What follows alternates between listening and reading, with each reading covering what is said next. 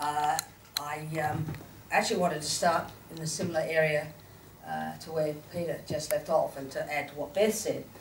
So one of the chunks of work that I've been doing in the Parliament is to try and get into those figures, and I've been trying to do that in two ways. One is I chair the Standing Committee on Estimates and Financial Operations in the Upper House, and so we've had the Forest Products Commission in on several occasions to ask them questions about their budget. It's actually a one-page item in the budget papers.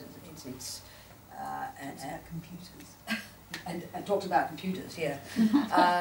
So one of the reasons why it's really hard to get to the bottom of the figures is, as Beth says, the costs are borne by DEC and the Conservation Commission as well as the FPC, and DEC don't prescribe down to that detail what work they're doing that underpins logging. We've got closer to those figures by persistent questioning, and I had one of my researchers do some work on that, which underpinned our submission to the draft forest management plan for the next 10-year plan. So if people are interested in, and I know there are other people working hard on this, she put together quite a lot of information about all the answers to questions that we got on the costing. And I still argue very strongly that this is the Achilles heel of the industry. If we want to actually get logging out of native forests, we have to show that it's not actually making us any money.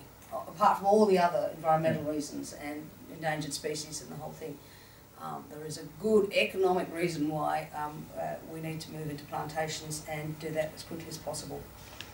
So the economics has been a big centre of the work that I've been doing in the Parliament. As I say, we put together a submission from the Greens to the draft, next draft forest management plan, and we are following that process as much as we can, and we'll respond to whatever comes out. We're not very hopeful about what's going to come out of that process. Certainly the indications are that there is going to be actually an increase in the logs allocated. So we need to have some political answers before we even get to that point. And that's why we're here. We've got a state election on. How do we get the forests into the debate? How do we have it on the front of people's, to the front of people's thinking when they actually cast a vote? I think the other key area, apart from the economics, that I've been working on is endangered species, and the community has really lifted their interest in terms of the icon. Red-tailed black cockatoo has played a key role in making the link for people in the city to actually understand that what happens in the forest is having this, these ramifications. And the wonderful thing about mobile species is that they move around. And it's the same, you're seeing the same thing in the ocean with some dramatic changes with fish stocks because of a warming climate. And what we're seeing with the black cockatoos is because of the stresses on the forest, that they are now moving onto the coastal plain and staying there for much longer than they ever have before. And people are noticing this. It's recreated that link which was very present during the major campaign to end old growth logging back in 2000, leading up to 2001. Got to make those links, got to understand how the whole thing functions together.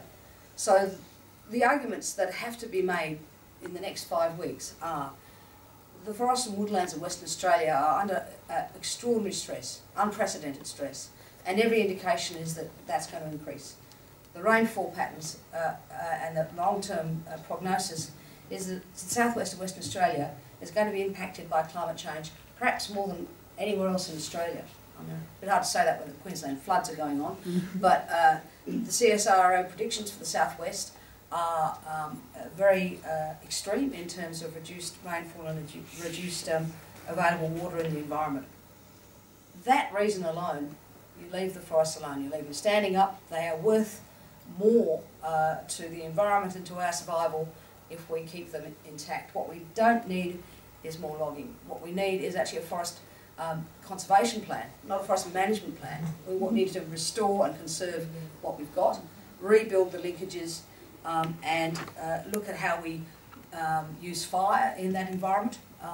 Current practices of broad-scale prescribed burning are likely, and every indication is this is happening, drying out the forest, encouraging more understory, actually building the fuel load, and meaning that the forests are more likely to burn again. So that we need to really think wisely about what we're doing with fire in the environment. I wanted to also just touch on the fact that historically the Greens have been at the forefront of the forest campaign, and I wanted to acknowledge the work that my former colleague, former Member of Parliament and colleague Chrissy Sharp did in the ending of old growth logging in conjunction with the Labor Party. We basically turned that whole logging outcome, we delivered that major breakthrough in terms of reserving significant parts of the forest. But that's not the end of it. We still have business, unfinished business, in terms of making sure that the forests are valued for their conservation value and also their carbon storage.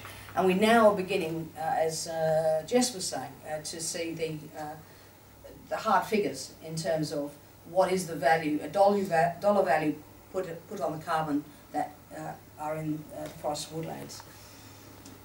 So, if I get re-elected, and for those who may not know, I'm actually running for the Southwest, not for North Metro again.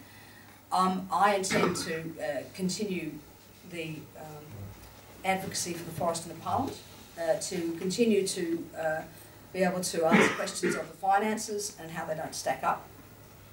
I intend to reintroduce the bill that I introduced just before the end of Parliament this time, which is a bill to amend the Wildlife Conservation Act. The Wildlife Conservation Act is over 60 years old, totally inadequate protection for endangered species in terms of inadequate fines, and the whole bill needs to be rewritten. Now, we've got an indication that the government will do a rewrite, but let's make sure that it's the right rewrite rather than the wrong rewrite. And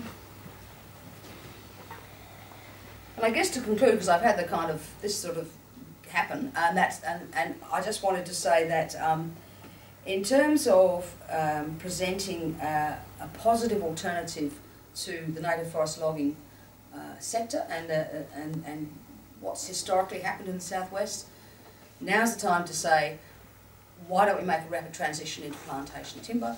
It's a win for the farmers, particularly now we have a price on carbon. There's some tweaking of that to make sure that it's actually palatable and acceptable to farmers. Currently, what's being offered isn't brilliant, but the concept's in place and the price signals are in place. We just need to get the actual mechanism right, and people can make money in plantations and producing sawn timber, wood chip, firewood.